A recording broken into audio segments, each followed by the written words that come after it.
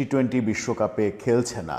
আজকে যখন বিপিএলের ফাইনাল হলো, তখন বিপিএলের ফাইনালে গ্যালারিতে ওই টি-20 বিশ্বকাপে কিভাবে না খেলা যায় তার বন্দোবস্ত চূড়ান্ত করা বোর্ড পরিচালকরা এবং মন্ত্রণালয়ের অধিকর্তারা যেভাবে হ্যাংলার মতো হো হো করে হাসাহাসি করেছেন, তাতে মনে হয়েছে যে বাংলাদেশের ক্রিকেটের বোধহয় কিছুই হয়নি। বাংলাদেশের ক্রিকেটে কিছু হয়নি, এই ব্যাপারটা কোথা থেকে আসলো?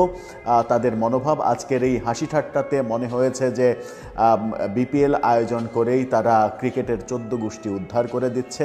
হেলিকপ্টার থেকে বিপিএলের ট্রফি নামালেই বিশ্ব ক্রিকেট একেবারে মন্ত্রমুগ্ধ হয়ে যাবে। হো হো করে গ্যালারিতে দাঁড়িয়ে তারা হাসছে বাংলাদেশের ক্রিকেটকে ধ্বংস করে। সেই সকল পরিচালক এবং মন্ত্রণালয়ের কর্তারা বলেছিলেন যে একটা বিশ্বকাপ না খেললে কিছুই হবে না, কোনো ক্ষতিই হবে না।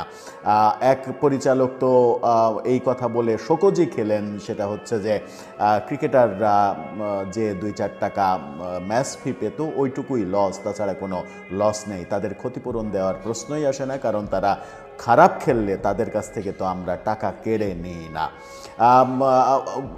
এই যে ক্রিকেটের হর্তাকর্তারা যারা গান না শিখে গানের তারকা হয়ে গেছেন, সারগাম না শিখেও তারকা হয়ে যাওয়া ক্রিকেটের হর্তাকর্তারা যেভাবে ক্রিকেটকে ধ্বংস করে দিচ্ছেন, সেই ধ্বংসের চিত্রটা প্রকাশ করেছে আজকে দৈনিক প্রথম আলো।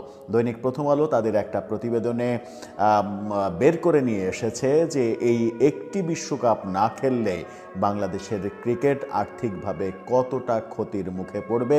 ক্রিকেট কূটনীতিতে তো বাংলাদেশ একেবারে চরমভাবে নাকানি চুপানি খেয়েছে। এর পরের স্টেপগুলো যা হবে সেগুলো তো হবেই।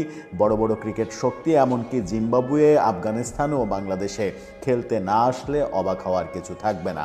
সেরকম মুহূর্তে ভাবা হচ্ছে যে পরবর্তী চ্যাম্পিয়ন্স ট্রফি, পরবর্তী বিশ্বকাপ, এই ব্যাপারগুলো নিয়েও বাংলাদেশের ধোঁয়াশা সৃষ্টি হতে পারে। এরই মাঝে বাংলাদেশ ক্রিকেট বোর্ড আজকে আবার নতুন করে চিঠি দিয়েছে ক্রিকেট বোর্ডকে যে স্বাধীন তদন্ত সংস্থা দিয়ে তদন্ত করিয়ে দেখা হোক ভারতের নিরাপত্তার শঙ্কা আছে কিনা। মানে আইসিসির ওপর দিয়ে আবারও পণ্ডিতি করেছে ক্রীড়া মন্ত্রণালয়ের অধিকর্তার পরামর্শে।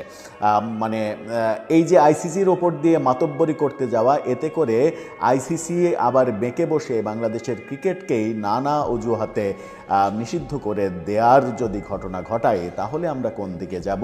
সেই অবস্থা যখন আলোচিত হতে পারে, ঠিক সেই সময় প্রথম আলো বের করে আনলো কি কি ক্ষতি হবে শুধুমাত্র এই